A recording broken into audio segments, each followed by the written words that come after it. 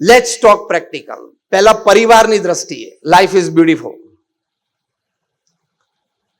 Harvard યુનિવર્સિટીમાં એક સર્વે થયો. સર્વે પાછળનો મુખ્ય હેતુ એ હતો કે what is the greatest joy upon this earth. પૃથ્વી પર સૌથી મોટો આનંદ શું છે? 1,00,000 પરિવારોમાં સર્વે થયો. 110 દેશોમાં સર્વે થયો. Across caste, creed, colour, religion, nationality, across age groups. 8 વર્ષ સુધી આ સર્વે ચાલ્યો. એમાં ઘણા બધા મુદ્દાઓ હતા. લોકોને પૂછવામાં આવતા કે તમારી દ્રષ્ટિએ પૃથ્વી પરનો શ્રેષ્ઠ આનંદ શું? એમાં 67% વધારે લોકોએ એવી વાત કરી કે જે પરિવારજનો માટે તમને પ્રેમ અને આદર છે, જે મિત્રો અને પરિચિતો માટે તમને પ્રેમ અને આદર છે, એ લોકોને તમારા માટે પ્રેમ અને આદર છે, એવા લોકો સાથે બેસવું, વાતો કરવી, સાથે જમવું, સમય વ્યતીત કરવો અને આનંદ કરવો એ પૃથ્વી પરનો સૌથી મોટો આનંદ છે. 100 માંથી 67 લોકોએ, એટલે 1,00,000 માંથી 67,000 લોકોએ આ જવાબ આપ્યો છે. એટલે લાઈફ ઇઝ બ્યુટીફુલમાં પ્રથમ મુદ્દો છે પરિવાર.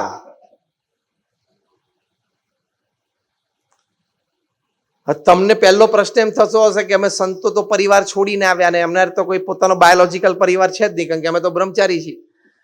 તો અમે ફેમિલી વિશે કેવી રીતે વાત કરશું? કારણ કે જે વાતનો અનુભવ ના હોય વાત તમે કરવા જાઓ તો એ અસ્થાને જ અયોગ્ય જ કહેવાય. પણ તમને એક સરસ વાત કરું કે કોરોના કાળ દરમિયાન મેં એક પુસ્તક વાંચ્યું, ધ ટ્રિલિયન ડોલર કોચ.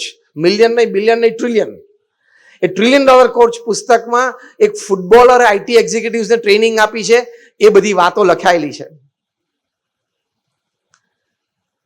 કે એક ફૂટબોલરે આઈટી એક્ઝિક્યુટિવ્સને કેવી ટ્રેનિંગ આપી.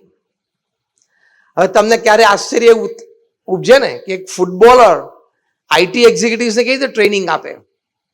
આ પ્રોફેશનલ ફૂટબોલર બિલ કેમ્બેલે ટ્રેનિંગ આપી છે, સામાન્ય નહીં. ગૂગલ કંપનીના માલિક લેરી પેજને, ગૂગલ કંપનીના એક senior vice president products Eric સ્મિથ્સને, એક બીજા પણ સિનિયર એક્ઝિક્યુટિવ જોનાથન રોઝનબર્ગ, આવા લોકોને એને ટ્રેનિંગ આપી છે. તે ફૂટબોલર આઈટી એક્ઝિક્યુટિવને શું ટ્રેનિંગ આપે, કોચિંગ આપે? તો આ પુસ્તકમાં જેણે જેણે કોચિંગ પ્રાપ્ત કર્યું છે બધાએ પોતાના અનુભવો લખ્યા છે. વોલ્યુમ્સ જ વધારજો. એ બધાએ પોતાના અનુભવ લખ્યા છે અને અનુભવમાં લખ્યું છે કે બિલ કેમ્બેલ પાસેથી અમે એક જ વાત શીખ્યા કે જે મુખ્ય નિર્ણય કરતા વ્યક્તિઓ છે, જે ટીમ છે, જેને સાથે રહીને કામ કરવાનું છે, એ તમામ વ્યક્તિઓનો અંદર અંદરનો એકબીજા પ્રત્યે સુહૃદ ભાવ, એકબીજાને સમજવાની તૈયારી, એકબીજાના વિચારો અને વાતને સાંભળવાની તૈયારી, એકબીજા પ્રત્યેનો આદર, એ જેટલો સ્ટ્રોંગ હશે તો એ એન્ટરપ્રાઇઝ, એ કંપની કે એ ઓર્ગેનાઇઝેશન કે સંસ્થા ખૂબ સરસ ચાલશે. એટલે પ્રોડક્ટ, સિસ્ટમ, નેટવર્ક, આ બધા કરતા એકબીજા પ્રત્યેનો આંતરિક સંબંધો એ પ્રગતિ અને સફળતા માટેના મુખ્ય કારણો છે. એ આ પુસ્તક ધ ટ્રિલિયન ડોલર કોચમાં લખ્યું છે. તો બિલ કેમ્બેલ એક ફૂટબોલર આઈટી એક્ઝિક્યુટિવ્સને ટ્રેનિંગ આપી શકે તો અમે બીએપીએસ, સ્વામિનારાયણ સંપ્રદાયના સંતો તો અમે સમાજની વચ્ચે જ રહીએ છીએ.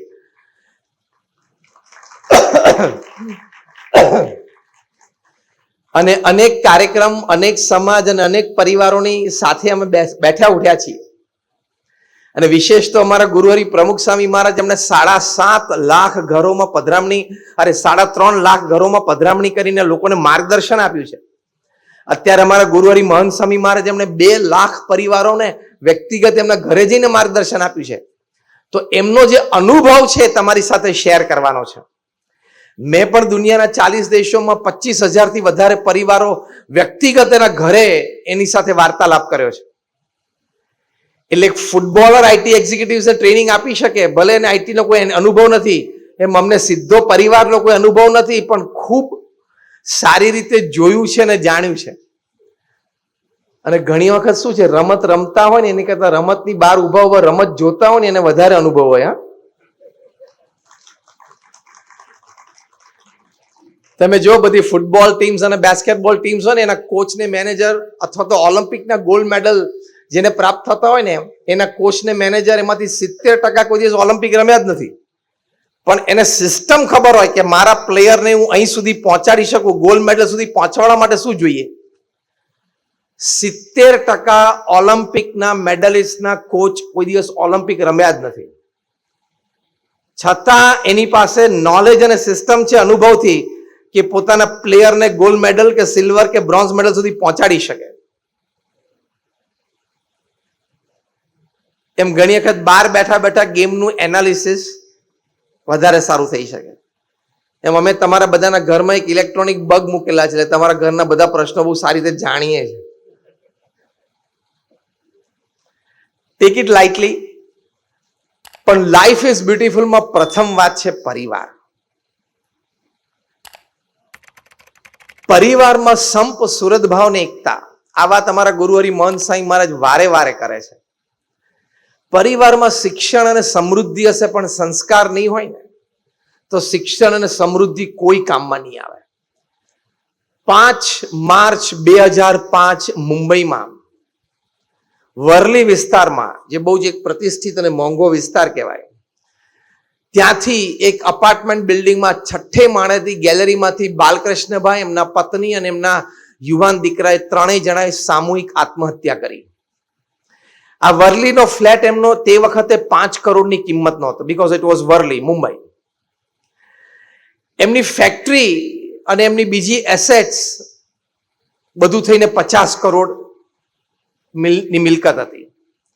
એટલે સમૃદ્ધિમાં કોઈ કહેવાપણું હતું નહીં. અને આવા સમૃદ્ધ વ્યક્તિ હતા એટલે બધી જગ્યાએ સમાજમાં, વેપાર ધંધામાં, પોતાના ક્ષેત્રમાં એમને માન સન્માન હતું. છતાં 3 જ જણા પરિવારમાં રહેતા હતા, સામૂહિક આત્મહત્યા કરી. હવે એનું કારણ શું હતું? કારણ એ હતું કે 6 મહિના પહેલા એ જ ફ્લેટની એ જ ગેલેરીમાંથી બાલકૃષ્ણભાઈના માતા પિતાએ કૂદકો મારીને આત્મહત્યા કરેલી. અને આત્મહત્યામાં સુસાઇડ નોટમાં લખેલું કે અમે આત્મહત્યા કરીએ છીએ એનું કારણ મારો દીકરો બાલકૃષ્ણ, મારા દીકરાની વહુ અને મારા ગ્રેન્ડસન, એ ત્રણેયની હેરેસમેન્ટ એટલે કે હેરાનગતિથી અમે આત્મહત્યા કરીએ છીએ. એટલે 6 મહિનાના ગાળામાં પરિવારના 5 જણાએ આત્મહત્યા કરી. અને સુસાઇડ નોટ લખેલી એટલે કોર્ટમાં કેસ તો વ્યવસ્થિત ચાલે, અને સુસાઇડ નોટમાં નામ હોય એટલે એ વ્યક્તિને જેલ થાય જ. એબેન્ડમેન્ટ ઓફ સુસાઇડમાં થાય તો સુસાઇડમાં તો થઈ જ જાય ને.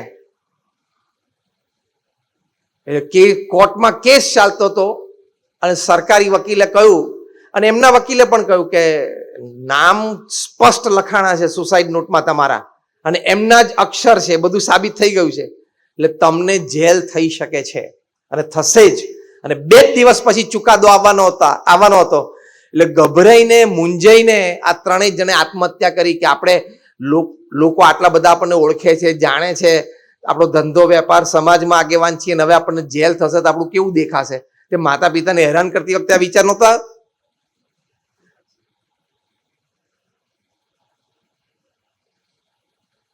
એટલે આ પરિવારમાં શિક્ષણ અને સમૃદ્ધિ બંને હતા, પણ સંસ્કાર નહોતા કે માતા પિતાની સેવા કરવી જોઈએ.